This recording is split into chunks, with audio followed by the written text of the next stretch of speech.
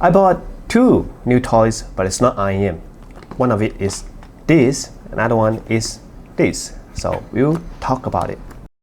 Hello guys, it's Jordan Review. Come back today. We'll be talking about two new toys that I've gotten, but it's not IEM. One of it is a DAP, the other one is an over-ear headphone. So first of all, because there isn't a lot of IEM that really interests me a lot, from what I think is that all the IEMs just come out in the $300, $400 or maybe $200 price point are more or less the same. Yeah, at least they don't like outright better than the rest of them by a lot. So I decided to like move on to another scene where I gotten a DAP for my travel to Singapore, to China, and also a headphone as well. So let's talk about the DAP first. A lot of you might be interested about this because these might not be available yet to a lot of places, but to let you all know first about this DAP is called the Fiio JM21. Yeah, hope I got the name right. So it's a collaboration with Jet Audio, that's why it's JM21, and it's selling at $180 US. Yeah, might sound like a lot of money, but when it first came out on 11/11, it was only selling around like 150 or less, which is wow, it's crazy. So let's talk about this JM21, and there are lots to talk about. I won't be diving into all the options and all the features that it has, just some of the selling point that you can also quickly search online, but I will talk about it based on my user experience. So first of all, I already got it unboxed because I use it for my trip. It is really small, yeah, and from the day that I bought, which is on 11/11, there was a promotion going on actually. So it was being sold out under like 5 minutes. Yeah, just 5 minutes it got sold out, and they decided to like open for sale again on 13th of November. I missed the first round because I can't get it, and on the 13th of November, all my friends, we all just pressed the button on 8 p.m. when it got released, and it's still sold out. Yeah, so I gotten it. Is very difficult to get upon that time because this is so hot, it's so small and cheap. Yeah, so I gotten it around like $130, which is like wow, it's cheaper than a dongle. So the size, so as a comparison, you guys can check out the dimensions like online, but to give you a visual perspective, this is my phone, Samsung S24 Ultra. So this is the DAP, so it's like this small. Okay, so it's really small, so I can then say that it's like this. Yes, and it is very thin.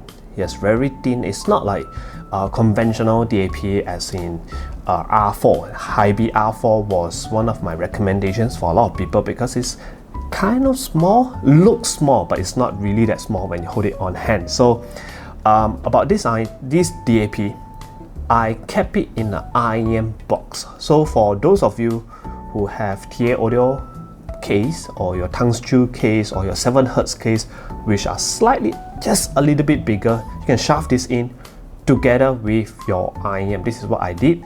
So I put it into a Vision Ears case that I have that saw lying around. So it's kind of like a size of a TA audio case that you have. So it's small, compact, can put together with your IEM. That's why this was my pick to travel. Yeah, so the other thing about this DAP is that despite it being small and cheap, it has the first Snapdragon 680 in it. So a lot of you might not mind what are the specs of this DAP. Usually you guys don't mind as long as play music, but it does affect your user experience, as in the faster the CPU that you have inside a phone, you can get a smoother or more tactile like response when you use it. Just when scrolling through your library, where some people, I know that they have like 2,000 over songs inside their DAP. So when you're scrolling through your songs,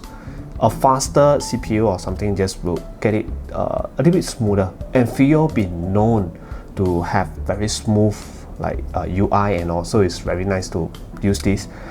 Snapdragon 680 will be also the trademark, as in the standard for a lot of top of the line upcoming DAP in the year 2025 or soon. This is the first one to get, and this is selling at $180 now. So might be cheaper if you got some codes or some promotion going on, but for a budget entry-level DAP that using 680, where coming soon maybe you have DAP from like Hybe or whatever, all of those are still using like 660 or 665. This is 680. So yeah, the other thing is that small, cheap, and very fast CPU. These thing also have a crazy. Oh, one thing I forgot to mention is the scanning speed. So if you have a lot of music, so I have around like 2,000 songs or almost near to like 3,000 songs, I only use like less than 10 seconds, around like 5-6 seconds to scan all the music. This is the benefits of using a Snapdragon 680. So no lagging, no whatsoever inside, so it's super ultra smooth, just like a phone. Yeah. And the next thing is that Fiio was not being secretive about the DAC chip they have inside and how do they sound. They're just being very upfront. Just tell you that this is basically the Fiio KA15 dongle, but in a DAP mode, as in the KA15 is a small little dongle that have a cassette design. So these have the same exact spec, as in it's using CS43198, two of it, and it should sound the same. So I've tried it. Sound wise, I think that the KA15 is still a little bit better. Might be due to there are some settings or some filters or some other things that my friend have set inside the KA15. So I think that the KA15 is a little bit better. So I'm not entirely sure. But over here, how does it sound? So this DAP, if I were to describe the sound of this, is that it's a very safe, not the most dynamic sounding DAP. You won't get like a lot of very impactful bass so on here, but at the same time you won't get like very aggressive treble at the same time. So it's a very mid-rangey sounding centric kind of a DAP. So if you are a person who like vocals, something like this would be suffice. But if you are someone that would like slightly a bit more bass or slightly a bit more thickness and richness, then maybe you need to hunt somewhere else. So maybe a dongle like RU7 or so. But at the same time, to be honest, you won't be able to get a bassy, very rich sounding DAP in the budget end anyway. So R4 doesn't does that. So the DX180 doesn't does that. So for you, if you are looking for a better sound quality, you might need to go slightly more expensive. So in conclusion, I think that this is just a very small, tactile, nice to use DAP, where sound wise it's not the best thing in the world, just that it's just reminiscent of a dongle. So a dongle with a lot of features.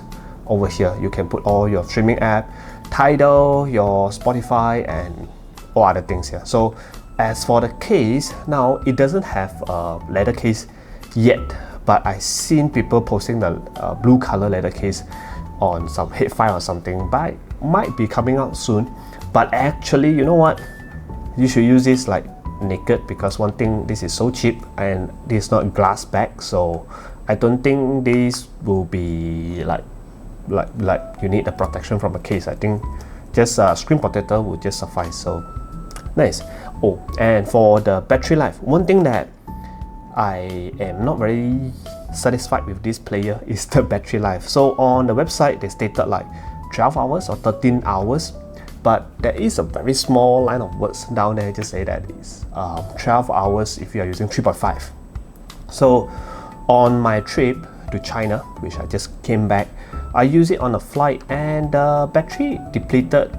Like I use it for the whole night. I think the battery life is around like 6 or at most 7 hours. I'm using 4.4 TA Audio Oracle, of course, best travel IM, right? So That's what I think about the battery life. Not the best thing but you can see that this is so thin, so slim. That's why maybe the battery inside is not that big as well. So yeah, that's the downside. But I think should suffice for those of you who just go for travel. This is a very small and portable solution. Yeah, that you don't need to drain your phone if you are using dongle. Then the next thing. So the next thing is it's a just for fun kind of thing, where I gotten this over the ear headphone. Yeah, so for those of you who have the Porta Pro like course, you still have one now. Yeah, it's for that purpose. Okay, so it will clamping on your ear. This is over ear headphone from RoseTechnic. And the English name of this thing is a little bit awkward. It's called the Distant Mountain. Yeah, so not Misty Mountain, so Distant Mountain. And the reason I'm getting this is because it's very good looking. Yeah, that's all. It's very good looking. As for, let me try it out for you guys. So it's kind of like special, or just looks really good wearing this, like maybe outside or something. So that's why I decided to get one. So just a little bit of user experience as well, just share to you all, is that this thing you can get it for like 40 bucks or like 50 bucks. It depends on where you get it. Just slightly a bit more expensive if you get it through like AliExpress. So I gotten this even cheaper because I gotten it from RoseTechnic official website in like Taobao. So it's like, wow, this thing costs only like 30 bucks. It's a price of a Porta Pro, but a lot of the mechanism, like a lot of the build here are metal build, so it's not like plastic, and it's still very comfortable to wear. One complaint that I would want to say is this is not foldable. Yeah, so if you wear it, if you don't wear it, it will be like this. If you wear it, it's gonna be like this. Yep. Adjustable. The hinge is the length is adjustable. Very solid. And one thing is better than the Porta Pro is that this don't really clip onto your hair, or your hair won't be caught in it when you do the thing. Yeah, because Porta Pro, I have a Porta Pro where it just catches on to my hair will just catches on the thing, and when I pull it out, just usually 2 or 3 of my hair will just be put out. Yeah, painful. So the other thing about is the sound. So as for the sound, quite a lot to talk about on this thing.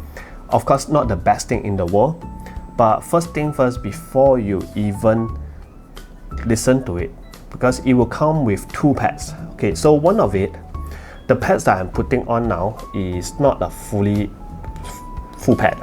As in, this is not fully covered. So at the middle center of the padding, there's a hole here. I think this is a much more better choice of a pad.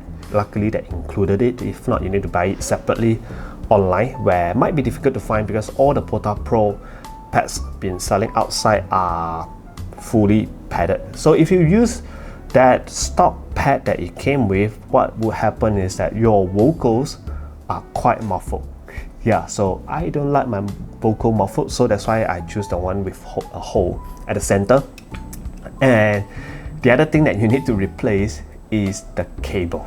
Yeah, so the cable that it came is a MMCX cable, so you can replace it in this area. This is way better than the cost, where that thing, if the cable spoil, then that's it, you can throw your Porta Pro. Where here you can swap it as you wish.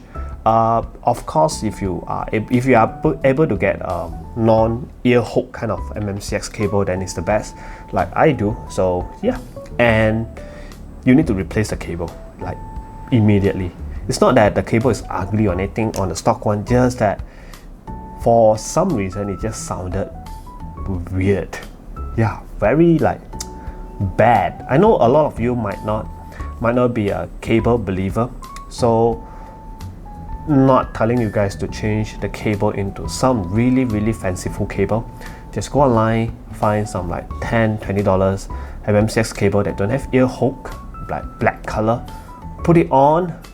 Life is much more better that way. Yeah, it's just felt right after you change the cable. So I'm not sure what happens to the stock cable. Maybe they try to like cut costs or something. Yeah. So the other thing is that because these dynamic drivers is, yeah, forgot what's the size, so you can check it out online. So dynamic drivers, suspect like maybe got like 20 mm, should have that kind of size here. So when I listen to it, when I first unbox it and listen to it, one thing is that the bass doesn't really like come out. It just very like got something that hold on to it. I felt that it's not like super impactful, and just it's a little bit loose. Yeah, just not very tight.